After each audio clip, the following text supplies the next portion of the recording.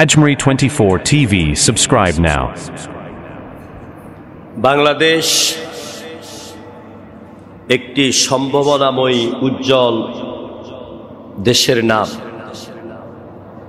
যে দেশের জমিনের নিচে লুকিয়ে আছে মহান আল্লাহ রাব্বুল আলামিনের অজস্র নিয়ামত রয়েছে। এদেশে পানি সম্পদ রয়েছে, মৎস্য সম্পদ রয়েছে, জানা অজানা অনেক খনিজ সম্পদ। তার মধ্যে বিশেষ করে রয়েছে স্বর্ণের খনি, রয়েছে কয়লার খনি, রয়েছে গ্যাসের খনি। আমরা আমাদের বুদ্ধিমত্তার অভাবে এবং আমরা মেধাকে উপযুক্ত মূল্যায়ন না করার কারণে আমাদের সম্পদ থেকে আমরা বঞ্চিত। আমাদের দেশের মেধাগুলি যখন বাহিরে পড়াশোনা করতে যায়, এই দেশের মেধা, এই দেশের প্রতিভা দেখে বাহিরের দেশে রাষ্ট্রপ্রধানেরা অতি উচ্চ মাত্রায় টাকা পয়সা দিয়ে তাদেরকে সেখানে আটকিয়ে রাখে তাদের দেশের কল্যাণে। যেমন আমার নিজের একটি ভাতিজা, জেঠাতো ভাইয়ের ছেলে ইঞ্জিনিয়ার ফয়েজ আহমদ তৈয়ব, বুয়েট থেকে সে ফার্স্ট হয়েছিল। সে রিজিকের সন্ধানে যখন নেদারল্যান্ডে যায়, নেদারল্যান্ড গভর্নমেন্ট তার অবস্থান দেখে তাকে সেখানে বাড়ি কিনে দেয়, তাকে সরকারিভাবে নিরাপত্তা দেয় এবং সেখানে সে বিশাল টাকার মালিক। এবং তার অনেকগুলি লেখা বই আমেরিকাতে ইতিমধ্যে প্রচার হয়েছে, বাংলাদেশের 21 বই মেলায় প্রচার হয়েছে। সে বাংলাদেশে আসে না, তাকে বললে যে আমি ওখানে ভালো আছি, বাংলাদেশে আসলে আমি কি পাবো। ডক্টর ইউনূস সাহেব চলতি মাসের 6 তারিখে তাকে ওখান থেকে এনে আইসিটি প্রযুক্তি যে উপদেষ্টা হচ্ছে নাহিদ সমন্বয়ক, সে সচিবালয়ের এই কাজের প্রধান দায়িত্ব দিয়ে তাকে নিয়ে এসেছে। তো আমি কথা এই জন্য বললাম যে এই সম্ভাবনায় বাংলাদেশের এই মেধাকে মূল্যায়ন না করার কারণে আমাদের দেশ দিন দিন পিছিয়ে যাচ্ছে। এই দেশ শুধু অর্থ সম্পদের দিক নয়, এ দেশের মহান যে সম্ভাবনা রয়েছে সেটি হচ্ছে এই দেশে আজ না হয় কাল, কাল না হয় পরশু, যে কোরআনের আন্দোলন করতে গিয়ে আমরা জীবন দিচ্ছি, রক্ত দিচ্ছি। এই জমিনে গোটা পৃথিবীতে যদি কোনো দেশে প্রথম ইসলামী রাষ্ট্র হিসাবে পূর্ণভাবে কায়েম হয়, আল্লাহর নামে শপথ করে বলি বাংলাদেশ হবে সেই দেশটা। নিরাশ হওয়ার কোনো কারণ নাই। যত আলেমে বিভেদ দেখেন, ভেদাভেদ দেখেন, মাথা ফাটাফাটি দেখেন, ফতুয়াবাজি দেখেন, সব কিছুর ভিতরে আল্লাহ পাকের খাস রহমতে আমাদের ঐক্য এবং এই দেশে কোরআনের রাজ কায়েমের একটি পূর্ণ মাত্রা সম্ভাবনা খুব নিকটে এগিয়ে আসতেছে। এটাকে আমার মতন আপনার মতন এই মুসলমানেরা এটা আমরা উপলব্ধি করতে পারছি না।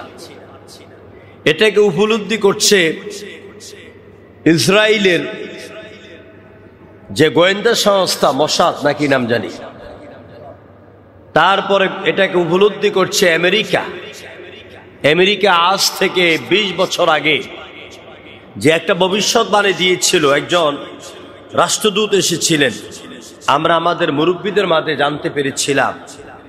সে রাষ্ট্রদূত বলে গিয়েছিলেন যে বাংলাদেশ এমন একটা সময় আসবে, আমি একদম ভেঙ্গে বলে উনি যেভাবে বলে গিয়েছেন যে এই দেশে 1 নাম্বার দল থাকবে আওয়ামী লীগ,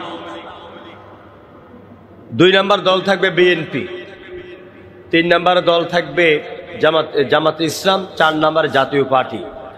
ঠিক এটার বিশাল পরিবর্তন হয়ে এই দেশে আওয়ামী লীগ, বিএনপি, জাতীয় পার্টির অস্তিত্ব থাকবে না। এই দেশের মানুষ কোরআনের জন্য পাগল হয়ে এই দেশে জামাত ইসলামকে ক্ষমতায় বসাবার জন্য তারা ঐক্যবদ্ধ হয়ে যাবে। এটা আমার কথা না, এটা আজ থেকে 20 বছর আগে একজন আমেরিকান রাষ্ট্রদূতের বক্তব্য আমি আপনাদেরকে শোনাইলাম। আজকে আমি হাড়ে হাড়ে ওই 20 বছরের আগের কথা জেনে সুগ্রাণ পাচ্ছি। যতটাই যাই দেখে এদেশে কিন্তু ইসলাম কায়েম হবে, কারণ মানব রচিত মতবাদে বিভেদ থাকে। মানব রচিত মতবাদের মধ্যে ক্ষমতার জন্য নেতা কর্মীরে ধাক্কা মারে, বড় নেতা কর্মীর নাকের মধ্যে ঘুষি মারে। এটা মনে দেখেন না ইতিমধ্যে, আপনারা দেখছেন কিনা আমি ভাঙ্গে বললাম না। মানে এরা ক্ষমতার জন্য এমন করবে, কিন্তু যারা ইসলাম প্রতিষ্ঠার জন্য কাজ করে সারা বাংলাদেশে তাদের আমির থেকে পর্যন্ত নির্বাচন হয়ে গেল, কেউ টের পাইল না, কোনো মাথা ভাড়াবাড়ি হইল না, কোনো দল গঠন হলো না, মারামারি হইল না, কোন্দল হইল না। কারণ ইন্না দীনা ইনদাল্লাহিল ইসলাম, ইসলাম যেখানে আছে শান্তি সেখানে থাকবে। আমাদেরকে বলে, হুজুর আপনারা কেমন আছেন? আমরা বলি অনেক ভালো আছি। কারণ যারা ইসলামের পথে চলে, ইসলামের কথা বলে, তারা সবসময় ভালো থাকে। ইন্নাল আবরারা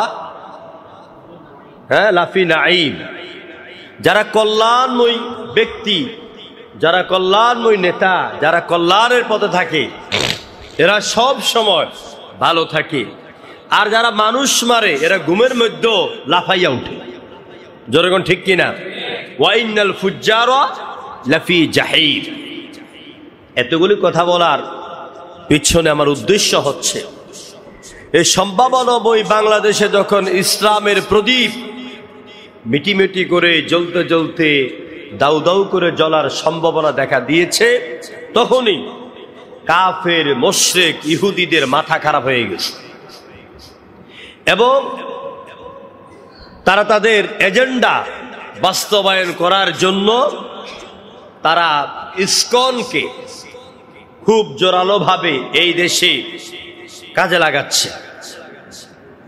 আমরা কিন্তু ইসকন বলতে সব হিন্দুদের তাদেরকে আমরা বুঝি না। বাংলাদেশে অসংখ্য হিন্দু সম্প্রদায় আছে যারা ইসলামী আন্দোলনে যোগ দিয়েছে। আলহামদুলিল্লাহ কইতেন না? এরা ঈমান আনে নাই, কিন্তু এরা চায় এই দেশে ইসলামী আন্দোলন এবং ইসলাম ক্ষমতায় আসুক। কর আলহামদুলিল্লাহ। আমি এই মসজিদে বসে বলছি, গত মাসে আমি ঢাকার ওই যে গুলশান 1 নাম্বার যে পার্ক আছে, ফজলে রাব্বি পার্ক, এই পার্কে আমি সকালবেলা হাঁটতেছি। সামনে হাফ প্যান্ট পরা 2টা মহিলা আর একটা পুরুষ, এরা হিন্দুই বুঝলাম, এরা হাঁটতেছে। এরা হাঁটতে হাঁটতে বলতেছে, আমি পেছন দিয়ে হাঁটছি, যে এতদিন আমরা জামাতের বিরুদ্ধে, ইসলাম এর বিরুদ্ধে আমরা কথা বলেছি। আসলে আমরা যতটুকু বুঝেছি যে আগামী দিনের বাংলাদেশ যদি, অর্থনীতি যদি এবং সব ধর্মের লোক যদি নিরাপদে থাকতে চায়, তাহলে জামাতকে মনে ক্ষমতায় বাড়াইতে হবে। আলহামদুলিল্লাহ কইতেন না? এটা কি মুসলমানের কথা না হিন্দুর কথা? এটা হিন্দুর কথা। আর হাফ প্যান্ট পরুয়া মহিলা, আমি পিছনে হাঁটতেছি আর শুনতেছি। তো এইরকম অবস্থান যখন দেখা দিয়েছে, তখন তাদের মাথা খারাপ হয়ে গেছে। আর সাধারণ মুসলমান, চট্টগ্রামে যে ঘটনা ঘটেছে ইসকন, এই ঘটনার মধ্য দিয়ে তারা সবাই মনে করে সব হিন্দু খারাপ। না, ইসকন 1966 সালে আমেরিকা নিউ ইয়র্কে তথাকথিত এক উগ্রবাদী হিন্দু সংগঠন দ্বারা এটি সেখানে প্রতিষ্ঠিত হয়। এটি আন্তর্জাতিক কৃষ্ণ ভাবনামৃত সংঘ বা international society for Krishna consciousness. ISKCON হলো গৌড় বৈষ্ণব মতবাদের অনুসারী একটি হিন্দু ধর্মীয় প্রতিষ্ঠানের নাম। এই প্রতিষ্ঠানটি 1966 সালে নিউ ইয়র্কের অভয়চরণার বৃন্দ ভক্তি বেদান্ত স্বামী প্রভুদ এই সংগঠনটি প্রতিষ্ঠা করেন। এই সংগঠনের পরিচালক কারা, এটা আপনাদেরকে জানতে হবে ভালো করে। এই ইসকন সংগঠনের মূল পরিচালক হচ্ছে ইসরায়েল তথা সারা পৃথিবীর ইহুদিরা। 2 নম্বরে রয়েছে খ্রিস্টানেরা। খ্রিস্টান এবং ইহুদিরা মিলে এই ইসকনকে সারা পৃথিবীতে ছড়িয়ে দিয়েছে। এবং সে ধারাবাহিকতায় বেশ কয়েক মাস আগে ইরানের যে প্রেসিডেন্ট বিমানে উড়ে যাচ্ছিলেন, এই ইসকনের ইন্ধনেই বোমা ফাটিয়ে বোমা নিক্ষেপ করে আপনার ওই ইরানের প্রেসিডেন্টকে হত্যা করা হয়। এবং সেই ইসকন বাংলাদেশে ইতিপূর্বে অনেক জায়গায় অনেক আক্রমণ করেছে ব্যক্তি বিশেষের উপরে। সর্বশেষ ইসকন গত কয়েকদিন আগে চট্টগ্রাম তরুণ উদীয়মান এক মেধা ব্যারিস্টার আইনজীবী লয়ার জনাব সাইফুল ইসলাম আলিফ, যার রয়েছে মাত্র 2 বছরের এটি কন্যা সন্তান, যার স্ত্রী 4 মাসের অন্তঃসত্ত্বা, যে যুবকটি, যেই ছেলেটি নিজের দ্বিতীয় সন্তানের চেহারা দেখে যেতে পারেনি, মা বাবার একদম আশার স্থল অ্যাডভোকেট সাইফুল ইসলাম আলিফ, তাকে ইসকনের সদস্যরা পরিকল্পিতভাবে জবাই করে তাকে হত্যা করা হয়। অথচ বাংলাদেশ এক সম্ভাবনাময় বাংলাদেশ, যেই দেশে শতকরা 92% মুসলমানের দেশ। আলহামদুলিল্লাহ কইছেন না? এই 92% বাংলাদেশের বুকে কি করে এত বড় সাহস পায় মুসলমানকে জবাই করে হত্যা করা? আমার বন্ধুগণ, প্রশ্ন হচ্ছে অ্যাডভোকেট সাইফুল ইসলাম আলিফকে কেন হত্যা করা হয়? তার গোপন রহস্যটা কি? তার গোপন তথ্যটা কি? লক্ষ্য কি? কাজ কি? আমি সেই অ্যাডভোকেট সাইফুল ইসলাম আলিফ এর হত্যার গোপন রহস্যটি আপনাদের সামনে ফাঁস করছি। বিভিন্ন তথ্য মতে অ্যাডভোকেট সাইফুল ইসলাম তিনি চট্টগ্রাম বিভাগীয় অঞ্চলে আমাদের মতন বক্তাদের ওয়াজে বা ইসলামী দাওয়াতের ভিত্তিতে যত অমুসলিমেরা, হিন্দুরা, বৌদ্ধরা ইসলাম কবুল করে, এর জন্য অ্যাফিডেভিট করা, এই জন্য আদালতে সব কাজ যিনি সম্পন্নের দায়িত্ব যার কাজের উপরে, তিনি হচ্ছেন অ্যাডভোকেট সাইফুল ইসলাম আলিফ। আর ইসকনের সদস্যরা যখন দেখলো এই আমাদের সব ঝুট ঝামেলা মিটাই দিচ্ছে, আমাদের দলের লোকদেরকে ইসলাম কবুল করার পরে সকল কাজে সহযোগিতা করছে, তাকে আর বাঁচিয়ে রাখা যাবে না। কয়েকদিন আগে আমাদের আল্লামা তারিক মনোয়ার ভাই, তিনি চকরিয়ার মাটিতে তার স্টেজে একসাথে 36 জন অমুসলিম ইসলাম কবুল করে। আলহামদুলিল্লাহ। তারা ইসলামের এই গণজোয়ার দেখে এবং তাদের 36 জনের বিভিন্ন দায়িত্ব এই অ্যাডভোকেট সাইফুল ইসলামের উপরে ছিল, যার কারণে তারা পরিকল্পিতভাবে এই মুসলিম যুবক অ্যাডভোকেট সাইফুল ইসলামকে এই ইসকনের সদস্যরা হত্যা করে। আমার ভাইরা, সবচাইতে অবাক করার বিষয় হচ্ছে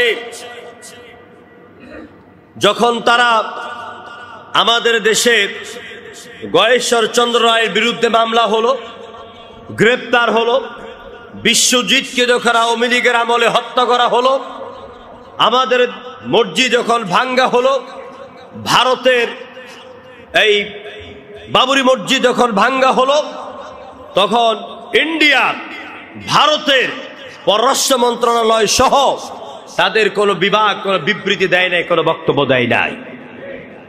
কিন্তু যখন ইসকনের সদস্যকে গ্রেপ্তার করা হলো, তখনই তারা তাকে মুক্তির জন্য আবেদন জানালো। এই দেশের সাবেক প্রধানমন্ত্রী শেখ হাসিনা গ্রেপ্তার হয়েছেন, খালেদা জিয়া গ্রেপ্তার হয়েছেন, তারা সবাই আইন মেনেছেন, আদালতকে সম্মান করেছেন। কিন্তু ইসকন এমন একটা জঙ্গিবাদী দল, এরা বাংলাদেশের আদালতকে পর্যন্ত এরা মাননা করে না। এই জন্য সময়ের দাবি উঠেছে, আপনাদের থেকে জোরালো দাবি উঠতে হবে। সারা বাংলাদেশের মসজিদের মিম্বর থেকে দাবি উঠতে হবে। সারা বাংলাদেশের মাহফিলের ময়দান থেকে দাবি উঠতে হবে। সারা বাংলাদেশের সকল মুসলমানদের থেকে দাবি উঠতে হবে। এই ইসকন একটি জঙ্গিবাদী দল, এটাকে বাংলাদেশ থেকে আদালতের মাধ্যমে, আইনের মাধ্যমে এটাকে অবশ্যই নিষিদ্ধ করতে হবে, করতে হবে। জোরে করে ঠিক কিনা? সবাই চান কিনা? সবাই চান কিনা? নারায়ে তাকবীর। ইসকনকে বন্ধ করা হোক। আমার ভাইরা, এটা আমাদের ইমানের স্লোগান, এটা আমাদের ইমানের দাবি। এই দেশে মুসলমানদের উপর অত্যাচার করবে, নির্যাতন করবে, আর আমরা চোখ বন্ধ করে বুঝে থাকবো, মেনে থাকবো, এটা কখনো ইমানের দাবি পূরণ হতে। সুতরাং আমি যেটা বলতেছিলাম, বাংলাদেশ এক উজ্জ্বল সম্ভাবনাময় বাংলাদেশ। এদেশে ইসলাম কায়েম হবে, জবে করে মেরে ইসলামকে হত্যা করা যাবে না। তারা আমাদের গায়ের মধ্যে রেখে ঝগড়া করতে চায়, ইসকনে উস্কানি দিচ্ছে। ইসকনে কি করতেছে? উস্কানি দিচ্ছে। আমাদের কোরআন কি বলছে ব্যাপারে? তারা আমাদের মুসলমানকে হত্যা করেছে, আমরা তাদের হিন্দুদেরকে ধরে জবে করব? কথা বলেন? তাদের মন্দির ভাঙবো? তাদের মন্দিরে আগুন দিব না। আল্লাহ কি বলছে? আল্লাহ রাব্বুল আলামিন বলেন সূরা আল-আনআমের 108 নম্বর আয়াতের ভিতরে আল্লাহ পাক বলে দিলেন, ওয়ালা তাসুব্বুল্লাযীনা ইয়াদউনা মিন দুনিল্লাহ ফায়াসুব্বুল্লাহা আদওয়াম বিগাইরি ইলম কাযালিকা যাজ্জান্না লিকুল্লি উম্মাতিন আমালাহুম সুম্মা ইলা রাব্বিহিম মারজিউহুম ফায়ুনাব্বিউহুম বিমা কানু ইয়ামালুন। আল্লাহ তাআলা বলেন, লা তাসুব্বু, তোমরা গালিগালাজ করবে না। কে বলতেছেন? আপনাদের ঘুম আসতেছে মনে হয় তো, জোরে করে কে বলতেছেন? লা তাসুব্বু, গালি দিও না। কাদেরকে? আল্লাযীনা ইয়াদউনা মিন দুনিল্লাহ, যারা আল্লাহকে ছাড়া অন্যকে ডাকে, আল্লাহকে ছাড়া অন্যের ইবাদত করে, অন্যের পূজা করে, অর্চনা করে, মসজিদ ছাড়া মন্দিরে যায়, প্রেগোডায় যায়, গির্জায় যায়, এদেরকে তোমরা কি করবে না? গালি দিবে না।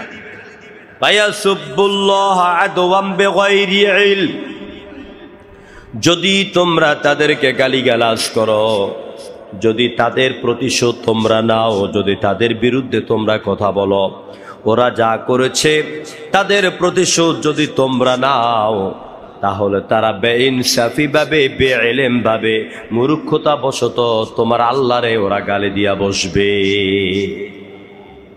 এই জন্য যারা আল্লাহরে গালি দেয়, তোমরা অন্যদেরকে উল্টা গালি দিও না, তাহলে আরো বেশি দিবে। তোমরা তাদের প্রতিমাকে গালি দিও না, তাহলে উল্টা তোমার আল্লাহকে গালি দিবে। আপনি দেখবেন দোকান পাটে কিছু যুবকেরা আছে, অন্যের মারে গালি দেয়, আবার তার মারে গালি দেয়, ঠিক না? এই যে আপনাদের আশেপাশে দোকানগুলি আছে, আমি সারা বাংলাদেশের এরকম অলির গলির দোকানগুলিকে বলি, এটা হচ্ছে মিনি পার্লামেন্ট। এটা কি? মিনি পার্লামেন্ট, মানে ছোট্ট সংসদ ভবন এই দোকানগুলি। এটা বললাম কেন? এটা বললাম এই জন্য, আপনারা লক্ষ্য করে দেখবেন এই দোকানগুলিতে 4 জন, 5 জন, 8 জন, 10 জন যুবক বসে হাতের মধ্যে চায়ের কাপ নিয়ে ওরা প্রতিনিয়ত দোকান পাটে বসে দেশের সরকারকে বসায়, আবার দেশের সরকারকে নামায়। কথা কন না কেন? সমাজের মধ্যে যত রকমের খারাপ কার্য হোক, ভালো হোক, পরিবারে কি হলো না হলো, সব আলোচনা সমালোচনা এই চায়ের দোকান হয়ে থাকে। এই জন্য আমি এটারে বলি মিনি পার্লামেন্ট। আমার ভাইরা, সুতরাং এরকম ভাবে দোকানের মধ্যে বসে আড্ডা মেরে অন্যকে গালিগালাজ করে আপনার ঝগড়া পাতি সৃষ্টি করা, এটা মোমেনের অভ্যাস হতে পারে না। তো আল্লাহ তাআলা কি বলছেন, ওয়ালা তাসুব্বুল্লাযীনা ইয়াদউনা মিন দুনিল্লাহি ফায়াসুব্বুল্লাহা আদওয়াম বিগাইরি ইলম। যারা আল্লাহকে বাদ দিয়া অন্যের প্রতিমা, অন্যের অন্য মূর্তির পূজা করে অর্চনা করে, তোমরা তাদের মূর্তিগুলিকে গালি দিও না। যদি তোমরা গালি দাও, ওরা অজ্ঞতাবশত তোমার আল্লাহকে গালি দিয়া বসবে। ইসলাম কাকে বলে? ইসলামের কি সৌন্দর্য! আমি একটা বই মোটামুটি লেখা কমপ্লিটের পথে, ইসলামের সুন্দর আচরণ এ বিষয়ের উপরে। কত সুন্দর আমার ইসলাম! একজন ইহুদি মসজিদে নববীতে এসে পেশাব করে দিল। কি করেছে? পেশাব করে দিয়েছে। হযরত ওমর রাদিয়াল্লাহু তাআলা আনহু এসে ওরে ধমকাতে লাগলেন। আল্লাহর নবী বলছেন, ওমর, ইহুদিকে তুমি ধমক দিও না, ওকে পেশাব করতে দাও। ইহুদি মসজিদে তার পেশাব কমপ্লিট করেছে। এবার রাসূলুল্লাহ ইহুদিকে ডেকে আনলেন, নিজের কাছে নিজের পাশে বসালেন। আল্লাহ নবী ইহুদিকে বললেন, ও ইহুদি, তুমি জানো না কি এটা আমাদের মসজিদ, আমাদের আরশের মালিক আল্লাহকে সেজদা দেওয়ার জায়গা, এখানে আমাদের পবিত্র ভূমি, এটা পবিত্র মসজিদ, আল্লাহকে আমরা সেজদা দেই, আল্লাহর ইবাদত করি, আমরা আল্লাহর উপাসনা করি। তুমি এখানে পেশাব করলে কেন? তোমাদের মন্দিরে, তোমাদের গির্জায়, তোমাদের ইবাদতখানায় যেমন পেশাব করা যায় না, পায়খানা করা যায় না, তেমনি আমাদের মসজিদে এই কাম করা যায় না। যেই লোকটা পেশাব করতেছে, এই পেশাব করা অবস্থায় যদি তুমি তাকে আরেকবার জোরে ধমক দিতে, হয়তো তার পেশাব আটকিয়ে যেত, এই লোকটা হয়তো মৃত্যুর দিকে এগিয়ে যেত। সুতরাং কেউ পেশাব আর পায়খানা অবস্থায় ভুল জায়গায় করলো, ওই সময় তাকে ধমক না দিয়া ওর কাজ শেষ হলে পরে তাকে বুঝাইয়া দিবে। আল্লাহু আকবার! ইসলাম কত সুন্দর! যারা বলে ইসলাম সাম্প্রদায়িক ধর্মের নাম, তাদের মুখে জুতা নিক্ষেপ করে বলবো, ইসলাম হচ্ছে যুগে যুগে সাম্প্রদায়িক সম্প্রীতির ধর্মের নাম হচ্ছে ইসলাম। ইসলাম কখনো কাউকে আঘাত করে না, ইসলাম কাউকে কখনো গালিগালাজ করে না, ইসলাম কখনো কোনো মন্দিরে কারো প্রতিমার মধ্যে আঘাত করে না। তবে যারা পায়ে পড়ে আমাকে আঘাত করবে, ইসলাম বলছে এবার তাকে আর ছেড়ে দিও না। প্রিয় বন্ধুগণ, সুতরাং যারা আজকে যে ইসকন আমার ভাই অ্যাডভোকেট সাইফুল ইসলাম আলিফকে হত্যা করেছে, আমরা বাংলাদেশ বর্তমান অন্তর্বর্তীকালীন সরকারের কাছে আমরা তার জোর দাবি জানাচ্ছি। যে হত্যা করেছে, আল কাতলু বিল কাতলে, কোরআন দিয়ে তার বিচার করা হোক। সে যেভাবে তাকে হত্যা করেছে তার বিচারটা ওইভাবে হতে হবে। জনগণ ঠিক কিনা?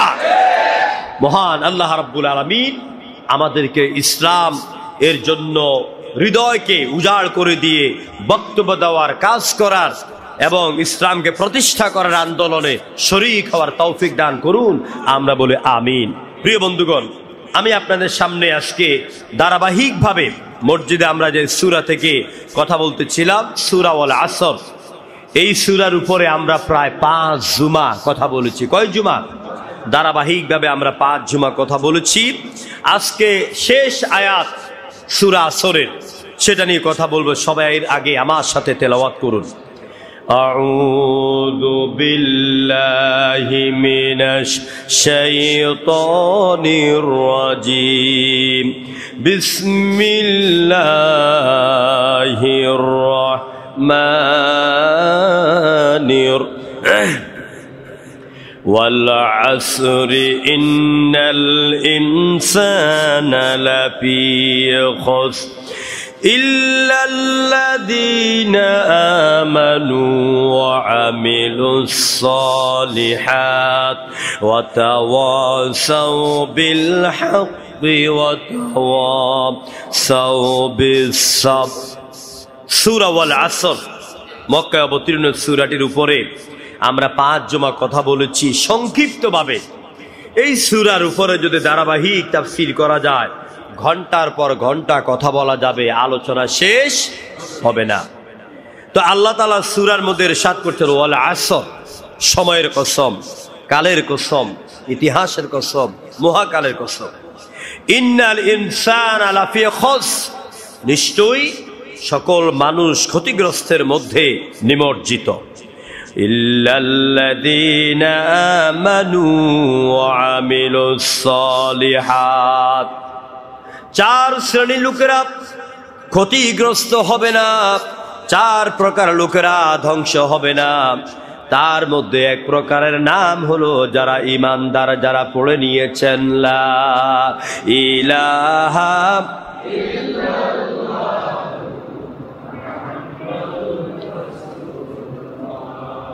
জোরে করে আল্লাহু আকবার। এক নাম্বার হলো ঈমানদার। এক নাম্বার কোয়ালিটি কি? দুই নাম্বার হচ্ছে ওয়া আমিলুস সলিহাত, যারা ঈমান আনার পরে নেক আমল করবে, ভালো আমল করবে, আমল সালেহ করবে, এরা ধ্বংস হবে না। তিন নম্বরে ওয়া তাওয়াসাউ বিল হক, আর যারা ঈমান আনার পরে নেক আমল করবে, হকের দাওয়াত দিবে, সত্যের দাওয়াত দিবে, ইসলামের দাওয়াত দিবে, এরা ধ্বংস হবে না। আজকে যেখান থেকে আলোচনা করব সেটা হলো চতুর্থ কোয়ালিটি, ওয়া তাওয়াসাউ বিস সাবর, যারা পরস্পরকে ধৈর্যের দাওয়াত দেয়। জোরে করে আল্লাহু আকবার। সবর, এটা আরবি শব্দ, এর বাংলা অর্থ হচ্ছে ধৈর্য। জোরে বলেন কি? সবরের আরেক অর্থ হচ্ছে দৃঢ়তার সাথে মোকাবেলা করা। সবরের আরেক অর্থ হচ্ছে অবস্থা বুঝে দৃঢ়তার সাথে তার জবাব দেওয়া এবং তার ঈমানের উপরে প্রতিষ্ঠিত থাকা, এটা সবরের আরেকটি অর্থ। একজন মানুষ তার জীবনে সফলতার জন্য তার যত গুণ আছে, সব গুণের মধ্যে সবচেয়ে বড় যে গুণ সেটা হচ্ছে ধৈর্য। সেটা কি? ধৈর্য।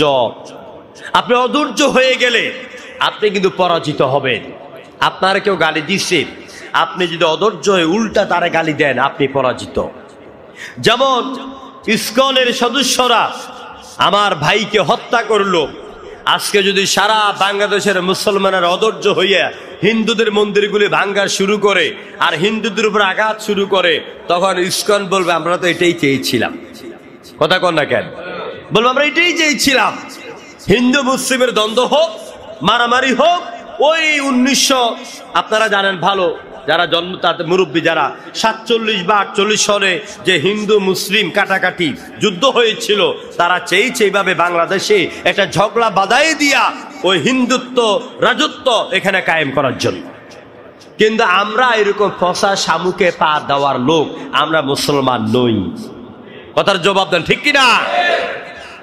ওরা যতই উস্কানি দেখ, আমরা ধৈর্য ধারণ করব। বিশ্বনবী মুহাম্মদ রাসূলুল্লাহ সাল্লাল্লাহু আলাইহি ওয়াসাল্লামকে উস্কানি দেওয়ার জন্য একজন ইহুদি নবীজির বাড়িতে মেহমান হয়ে আসলেন। ও তাওরাতে পড়েছে মুহাম্মদ নাকি অনেক ধৈর্যশীল বান্দা। আজকে আমি মুহাম্মদকে পরীক্ষা করব।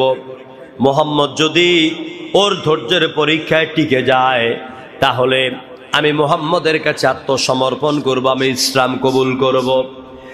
আর যদি তাওরাতের কথা অনুযায়ী মুহাম্মদ ধৈর্যের পরীক্ষায় হেরে যায়, তাহলে আমি মুহাম্মদের বিরুদ্ধে অ্যাকশন নেব। এমন কথা ভেবে ইহুদি যখন বিশ্বনবীর বাড়িতে রাতের বেলা মেহমান হয়ে আসলেন, আল্লাহ নবী নিজের সাধ্য মতে ওই ইহুদি মেহমানের মেহমানদারি করলেন, ওরে খাওয়ালেন, সুন্দর করে থাকার ব্যবস্থা করে দিলেন। ওই ইহুদি রাতের বেলা ঘুমিয়ে গেল, নবীজিও ঘুমিয়ে গেলেন। রাতের শেষ ভাগে ইহুদি উঠে আল্লাহ নবীর বিছানার মধ্যেই যেখানে তাকে থাকতে দিল, ওই জায়গার মধ্যে ইচ্ছে করে পেশাব করে পায়খানা করে সবটা নাপাকি বানায়া দিল। তারপর ইহুদি চলে গেল। সকালবেলা যখন একটু সূর্য উঠতেছে, ইহুদি একটা কূপের পাশে এসে দাঁড়িয়ে রইল আড়ালে। আর আল্লাহ নবী তিনি মেহমানের খোঁজ খবর নেওয়ার জন্য রোমের দিকে যাচ্ছিলেন। এমন সময় দেখা যায় দুর্গন্ধ। নবীজি নাক চেপে ধরে রোমের ভিতরে ঢুকলেন, আর মেহমানের অবস্থা দেখলেন, সব নষ্ট করে গেল। নবীজি নিজের হাতেই ওই ময়লাযুক্ত কাপড়গুলির পোটলা বেঁধে এবার তিনি একটা কূপের দিকে রওনা হয়ে গেলেন। নবী কাকে বলে, নবীর আদর্শ কাকে বলে?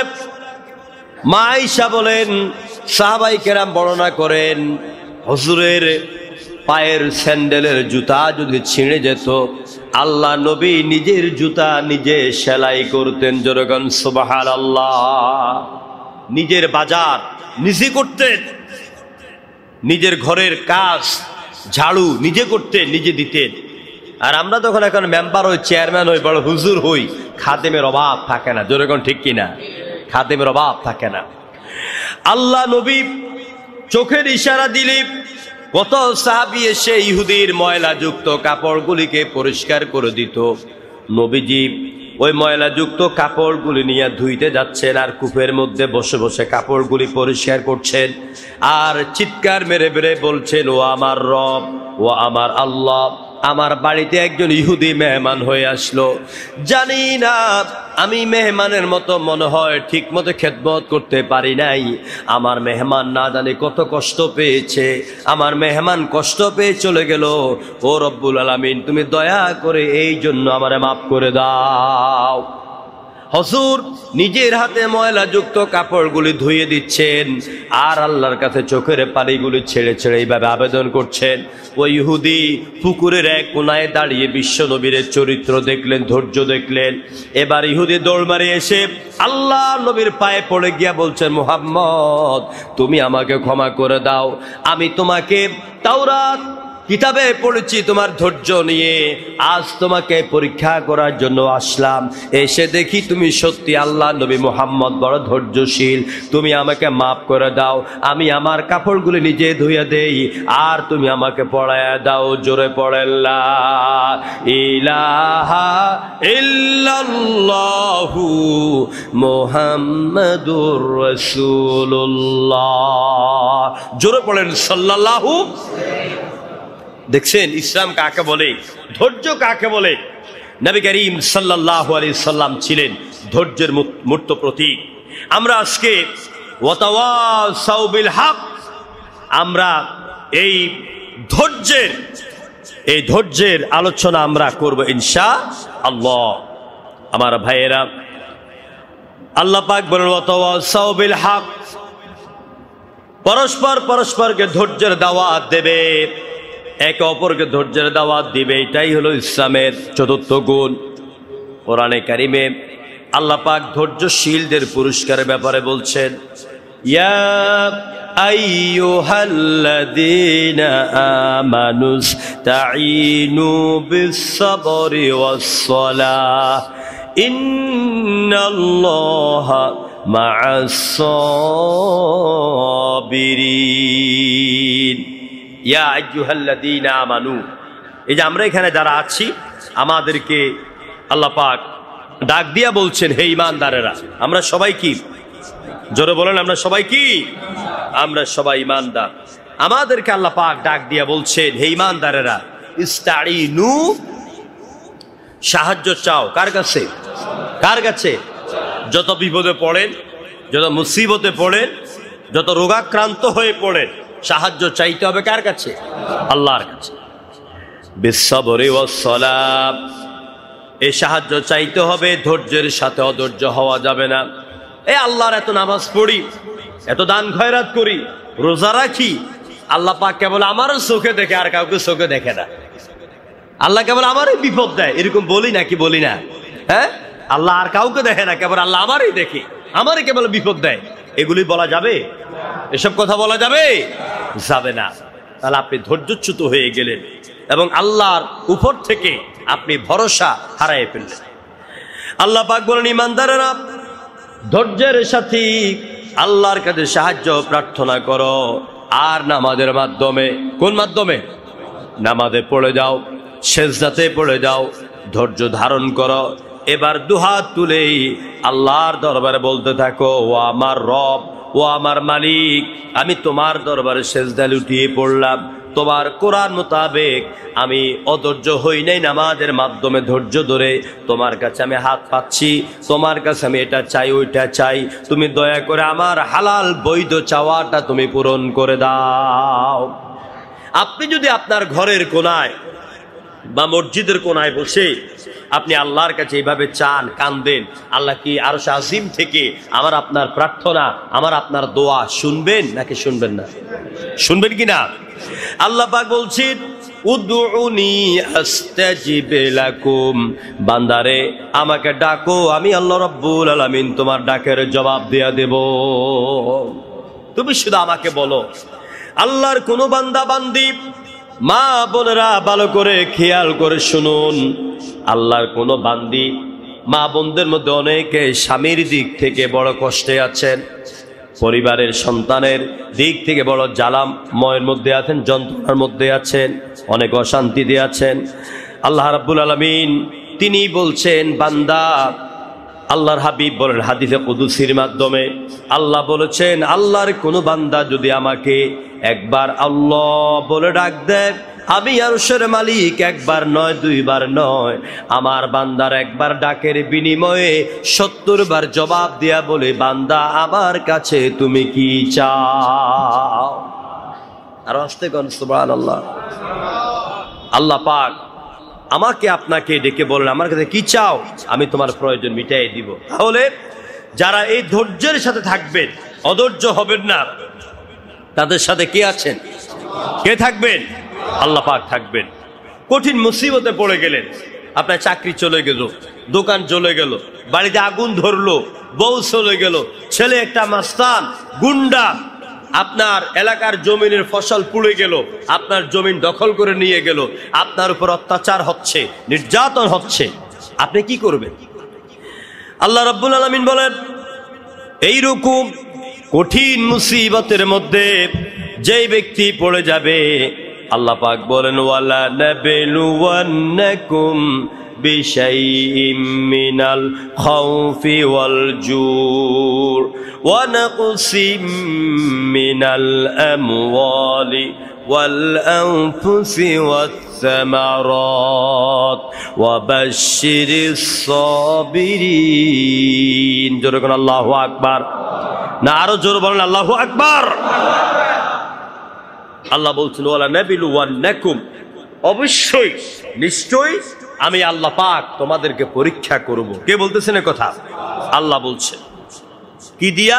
বিশাইয়িন, অনেক বিষয় দ্বারা, অনেক বস্তু দ্বারা, যেমন মিনাল খাউফ, ভয় দিয়া।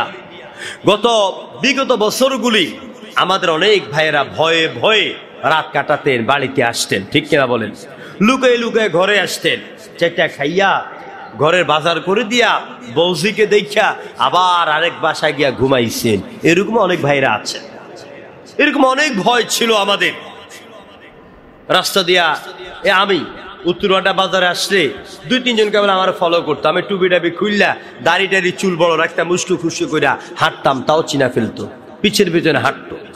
তো এই যে একটা ভয় আমাদের ভিতরে কাজ করতো, এই ভয় দ্বারা আল্লাহ আমাদেরকে কি করেছেন? পরীক্ষা করেছেন। কি করেছেন? মিনাল খাউফি ওয়াল জুর, আল্লাহ পাক ভয় দ্বারা পরীক্ষা করেন, পেটের ক্ষুধা দ্বারা পরীক্ষা করেন। চাকরি নাই, ব্যবসা নাই, চলতে পারে না, রোডে উঠতে পারে না, অফিসে যাইতে পারে না, চাকরির বেতন নাই, বাসা ভাড়া বাকি, রোগ বিমারে চিকিৎসা করতে পারে না। আল্লাহ পাক বলেন, এইরকম ভয় দিয়া, ক্ষুধা দিয়া ভয় আমি তোমাদেরকে পরীক্ষা করেছি। আর কি করেছি? ওয়ানাকুসিম মিনাল আমওয়ালি ওয়াল আনফুসি ওয়াস সামারাত, জমিনের ফসলগুলিতে পোকা দিয়া ধ্বংস করে দিয়েছি। তোমাদের মাছওয়ালা পুকুরে তোমাদের শত্রুরা ঔষধ ঢেলে দিয়ে মাছগুলি সব মেরে ফেলেছে। এরকম হয় না গ্রাম দেশে? হয়। তারপরে তোমাদের নিজেদেরকে অন্যায়ভাবে কারাগারে গ্রেফতার করেছে, জানের উপর দিয়া পরীক্ষা করেছি। তোমাদের সন্তানদেরকে গুম করেছে, অনেক পরীক্ষা করেছি। মিনাল আমওয়ালি ওয়াল আনফুসি ওয়াস সামারাত, ফল দিয়া, জীবন দিয়া, মাল নিয়া আমি পরীক্ষা করেছি। এই পরীক্ষাগুলিতে যারা বিগত দিনে ধৈর্য ধারণ করেছ তারা হচ্ছে ধৈর্যশীল বান্দা। আর ধৈর্যশীল বান্দাদের জন্য আল্লাহর পক্ষ থেকে রয়েছে ওয়াবাশশিরিস সাবিরিন, যেরকম সুবহানাল্লাহ। ধৈর্যশীল বান্দাদের জন্য রয়েছে পুরস্কার। যারা ধৈর্য ধারণ করেন, ধৈর্য ধারণ করার পরে আল্লাহ লই গেছে রে, মরে গেছি রে, শেষ হয়ে গেছি রে, এরকম কথা বলেন না। বলেন এরকম? আরে কথা কয় না কেন? বলে না এরকম? চিল্লায়। আমি ওই দিন মনে আরো একবার বলেছিলাম যে একটা মায়ের বাচ্চা সুবাস্তুতে হারানো গেছে, যে করে খবর পেয়েছে, মাটাও অল্প বয়স্কা, এই 26-27-28 বছর, রূপবতী এক নারী। উত্তর বাড্ডার হোসেন মার্কেট থেকে ফোলা ফোলা করে সিলদানি দিচ্ছে, তার গায়ের কাপড় কোথায়, মাথার চুল কোথায়, দৌড়াচ্ছে মানুষের গাও ঠেল্লা ঠেল্লা। ওই রাস্তার পাশে আমিও ছিলাম। মহিলা যখন দৌড়াচ্ছে তখন আমি এটাই ভাবতেছিলাম, সন্তান হারিয়ে গেছে, আছে, খবর পেয়েছে, লোকেরা বলে যে শুনতেছিলাম সন্তানকে তো পাবে, তুমি তো তোমার ইজ্জত, আব্রু, তোমার পর্দা, তোমার সব হারিয়ে ফেলেছ, তোমার ঈমান হারিয়ে ফেলেছ, এটাকে আর খুঁজে পাওয়া যাবে? খুঁজে পাওয়া যাবে? যাবে না। এই জন্য যা কিছু হারান সব ক্ষেত্রে ধৈর্য ধারণ করতে হবে। কি করতে হবে? ধৈর্য ধারণ করতে হবে।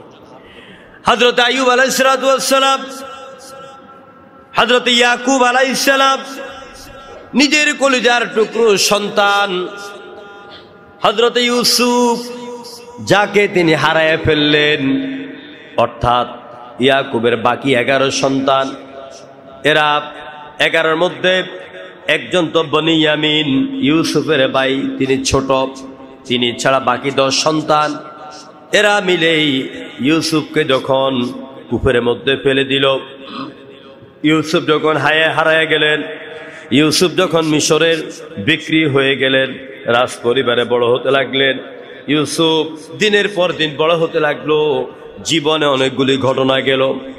এর ভিতর দিয়ে আল্লাহ পাক ইউসুফকেই মিশরের সিংহাসনে বসায়া দেন। ইয়াকুব কি করলেন?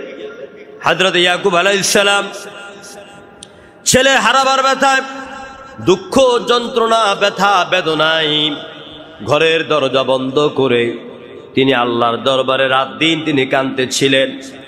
আর তিনি হাহুতাশ করেন না, শুধুমাত্র আল্লাহর দরবারে চোখের পানিগুলো ঢেলে দিলেন।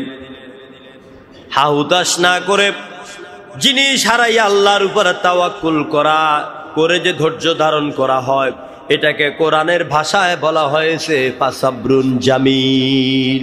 কি বলা হয়? সবরে জামিল। কি বলা হয়? একটা হলো সবর, আর সবর হলো হারাইছে, আহুতাশ করছে, ধৈর্য ধারণ করছে, এটাকে বলা হয় সবর। আর হারাইছে, আহুতাশ করে না, আল্লাহর উপর পূর্ণ ধৈর্য ধারণ করে সাহায্য চাচ্ছেন, এটাকে বলা হয় সবরে জামিল। কি বলা হয়? সবরে জামিল।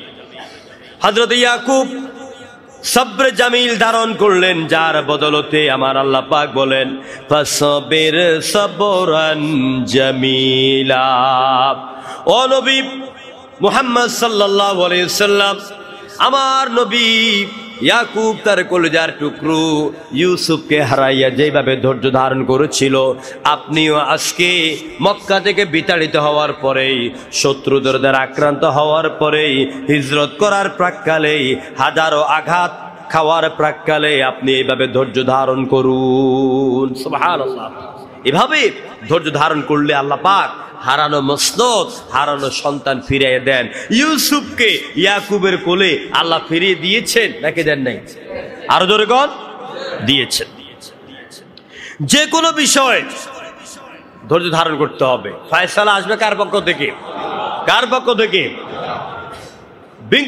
বিংশ শতাব্দীর মুজাদ্দিদ আল্লামা সৈয়দ আবুল আলা মওদুদি রাহিমাহুল্লাহ, যখন তাকে পাকিস্তানের গভর্নমেন্ট তাকে যখন ফাঁসি দেওয়ার অর্ডার করে দিল, আজকে ফাঁসি হবে, এই ফাঁসি দেওয়ার সময় যখন ছেলে মেয়ে স্কুলে পিটি করাচ্ছে, ওখানে একজন টিচার দেখলো এটা তো মধুদের ছেলে, এটা তো মধুদের মেয়ে, এই তোমাদের বাবা তো ফাঁসি হবে, 12টা 1 মিনিটে তোমরা স্কুলে কেন এসেছ? কেমন বাবা কেমন ছেলে মেয়ে দেখেন। ছেলে মেয়েরা বলছে আমার বাবার মৃত্যু যদি 12টা 1 মিনিটে হয়ে থাকে, ফাঁসি হয়ে থাকে, এটা আমাদের করণীয় কি আছে? এটা তো আল্লাহর ফয়সালা। বউয়ের কাছে গেল, মওদুদী সাহেবের স্ত্রীর কাছে প্রস্তাব পাঠানো হলো। আমরা বললে তো উনি শুনবে না। আপনি স্ত্রী, আপনি যাইয়া যদি একবার আমাদের ভাইকে বলতেন, তিনি যেন তার ফাঁসির ব্যাপারে একটু সরকারের কাছে আবেদন করেন। স্ত্রী জবাব দিলেন, স্বামী যে জবাব দিয়েছে একই জবাব দিয়েছেন, মৌতের ফয়সালা তো আসমান সে আয়া জমিন সে নেহি হোতা। মৌতের ফয়সালা আকাশ থেকে হয়, জমিন থেকে হয় না। সুতরাং তিনি কেন বাতিলের কাছে হাত পাতবেন, বাতিলের কাছে জীবন ভিক্ষা চাইবেন? আমার ভাইয়েরা, সুতরাং এই বিপদের সময় আপনাকে ধৈর্য ধারণ করতে হবে। আল্লাহর পক্ষ থেকে চূড়ান্ত ফয়সালা না আসা পর্যন্ত। আল্লাহর দরবারে মওদুদী ধৈর্য ধারণ করেছেন। 12টা 1 মিনিটের আগে সারা ওয়ার্ল্ড থেকে ফোন আসতে লাগলো, আল্লাহ বা মওদুদীর এই ফাঁসির কার্যকর এই রায়কে বাতিল করা হোক। সুবহানাল্লাহ। প্রিয় ভাইয়েরা, এই জন্য আমার আল্লাহ পাক বলেন, واتبع ما يوحى إليك واصبر حتى يحكم الله। সূরা ইউনূস 109 নম্বর আয়াত। ও নবী, আপনার কাছে যা ওহী করা হয় আপনি শুধু ওহীর ইত্তেবা করেন আর ধৈর্য ধারণ করেন, যেই পর্যন্ত আল্লাহর পক্ষ থেকে পূর্ণ ফয়সালা না আসে। ধৈর্য ধারণ করলেই বিপদ থেকে আল্লাহ পাক মুক্ত করে দেন। সর্বশেষ, ধৈর্যের তো লম্বা আলোচনা, আমি সর্বশেষ এভাবে বলতে চাই, প্রকৃত বীর কে, প্রকৃত ক্ষমতাশালী কে? নবী বলছেন, আন আবি হুরায়রা রাদিয়াল্লাহু তাআলা قال قال رسول الله صلى الله عليه وسلم ليس الشديد بالسرعة إنما الشديد الذي يملك نفسه عند الغضب। বুখারী ও মুসলিম। হযরত আবু হুরায়রা বলেন, আল্লাহর হাবিব মুহাম্মদ রাসূলুল্লাহ বলেছেন, প্রকৃত বীর তো সেই ব্যক্তি যে ব্যক্তির উপরে কেউ আক্রমণ করেছে, সে উল্টা তার প্রতিশোধ নেওয়ার মতন সকল প্রকারের ক্ষমতা আছে, কিন্তু সে আক্রমণ না করে, প্রতিশোধ না নিয়ে চুপ করে ধৈর্য ধারণ করে থাকে। আল্লাহ নবী বলেছেন ওই বেটা হলো সবচেয়ে বড় বীর। সুবহানাল্লাহ। হযরত আবু বকর রাদিয়াল্লাহু তাআলা আনহুকে একদিন একজন ইহুদি গালিগালাজ করছে। তা আবু বকর রাদিয়াল্লাহু তাআলা আনহু নিশ্চুপভাবে তিনি এই গালিগালাজগুলি শুনছেন আর হজম করতেছেন। দূর থেকে রাসূল দেখছেন আর আবু বকরের দিকে তাকাইয়া মিটি মিটি হাসতেছেন। আবু বকর রাদিয়াল্লাহু তাআলা আনহুর মেজাজটা খারাপ হয়ে গেল। আমাকে ইহুদি গালিগালাজ করে আর আমার রাসূল দেখে হাসতেছেন, এটা কি সহ্য করার মতন? অর্থাৎ আপনাকে যদি কেউ মারে আর আপনার বন্ধু যদি হাসে, আপনি মনে করবেন যে বন্ধুর মনে হয় ইন্ধন আছে এই জায়গায়, এই জন্য ও হাসতেছে। জনগণ ঠিক কিনা? তো রাসূল হাসতেছেন, রাসূলের ইন্ধন আছে এই কথা তো ভাবাই যায় না। কিছুক্ষণ পর আবু বকর রাগান্বিত হয়ে ওই ইহুদির একটা কথার জবাব দিয়ে দিলেন। এবার রাসূলের মুখটা কালো হয়ে গেল। আবু বকর ওই জায়গা থেকে রাসূলের কাছে ছুটে এসে বলতেন, হুজুর, এতক্ষণ পর্যন্ত ও আমাকে গালিগালাজ করল, আপনি আসতেছেন, আর আমি যখন না একটা কথার জবাব দিলাম আপনার মুখ কালো হয়ে গেল, এর কারণটা কি? আল্লাহ নবী বলছেন, ও আবু বকর, তুমি তো জানো না, তুমি যখন ওই ইহুদি যখন তোমাকে গালিগালাজ করতেছিল আর তুমি ধৈর্য ধারণ করতেছিলে, তোমার পক্ষ হয়ে আল্লাহ পাক 70 জন ফেরেশতাকে নিয়োগ দিয়ে দিয়েছেন, তারা তোমার পক্ষ হয়ে তারা জবাব দিচ্ছিল। এই জন্য আমি রাসূল দেখতেছি আর মিটি মিটি করে হাসতেছিলাম। তুমি যখন জবাব দিয়েছো, ফেরেশতারা মুখ বেজার করে চলে গেল, আমার মুখ বেজার হয়ে গেল। জোরে করে আল্লাহু আকবার। এই জন্য ঝগড়াঝাটি করবেন না, দোকানপাটে কেউ মা বাবাকে গালিগালাজ করবেন না, কথায় কথায় কাউকে বক্সিন মারবেন না, কাউকে কিল মারবেন না, ঘুষি মারবেন না, গালি দিবেন না, ঝগড়া বিবাদ করবেন না। আপনি কঠিন রাগের সময় যদি নিজেকে দমায় রাখতে পারেন, ধৈর্যশীল হতে পারেন, হাসি মুখে বলবেন, আপনার মৃত্যুর পরে আপনার শত্রু নিজে হেঁটে হেঁটে বলবে, ওই আব্দুর রহিম এত ভালো লোক, কত সময় তারে কত কষ্ট দিয়েছি, কত গালিগালাজ দিয়েছি, কোনো জবাব না দিয়া হাসি মুখে সব বরণ করে নিতেন। ও আল্লাহ, তুমি এই ভাইটাকে আল্লাহর ওয়াস্তে মাফ করে দাও। আমরা কি সমাজে এভাবে চলতে পারবো না? ইনশাআল্লাহ আল্লাহ আমাদেরকে ধৈর্য ধারণ করার তৌফিক দেয় বলে আমিন। অভাবে অনটনে মা বোনদেরকে বলবো, মা বোনেরা স্বামী কম ইনকাম করে অধৈর্য হইয়েন না, স্বামীর উপরে চাপ প্রয়োগ করবেন না। আমি গত জুমায় বলেছি, একটা যুবক উত্তরবাড্ডা গোল্ডেন ফিউচার স্কুলে চাকরি করে, ঘরে যান স্ত্রী পেট ভরে না, কয় তুমি অন্য ইনকামের ব্যবস্থা করো। আর টিচার মানুষ, ছেলে মানুষ, একটা বাইক কিনলো, সেই ওভারে গাড়ি চালাতে গিয়া 300 ফিট এই যে সুন্দর ব্রিজগুলো উঠা নামা, বাস ভালো অভিজ্ঞতা তো, উঠতে গিয়ে যে স্পিড ছিল ওইটা কন্ট্রোল করতে না পেরে পাশে ওয়ালের সাথে বাড়ি খেয়ে জীবনটা চলে গেল।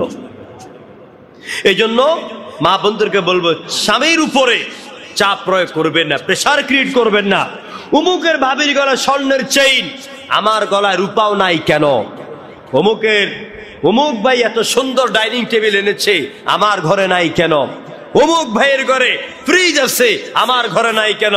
সুদ খাও, ঘুষ খাও, আমার ঘর সুন্দর করো। এসব কথা যে বোনেরা, ভাবিরা, আপারা এগুলি করে স্বামীকে বিভিন্ন চাপের মধ্যে রাখেন, আপনাদেরকে অনুরোধ করব, পরকালকে ভয় করেন। আমার আপনার জীবনে যদ্দূর আছে এতটুকুন আপনি পাবেনই। সুতরাং আল্লাহ পাক আমাদেরকে সূরা আসরের আলোকে 4টি কাজ করার তৌফিক দান করুন। কয়টা কাজ? 1 নম্বরে, ক্ষতিগ্রস্ত জীবন থেকে বাঁচার জন্য আমাদেরকে ঈমান আনতে হবে। কি করতে হবে? ঈমান আনতে হবে, শিরক মুক্ত ঈমান। 2 নম্বরে, ঈমান আনার পরে আমাদের সলে করতে হবে। 3 নম্বরে, হকের উপরে থাকতে হবে, হকের দাওয়াত দিতে হবে। 4 নম্বরে, ধৈর্য ধারণ করতে হবে, ধৈর্যের উপরে থাকতে হবে, অন্যকে ধৈর্যের পরামর্শ এবং দাওয়াত দিতে হবে। এই 4টি কাজের মাধ্যমে আমরা যাতে পরকালের আযাব থেকে নাজাত পেয়ে যাই, সবাই বলেন আমিন। প্রিয় ভাইয়েরা, আমাদের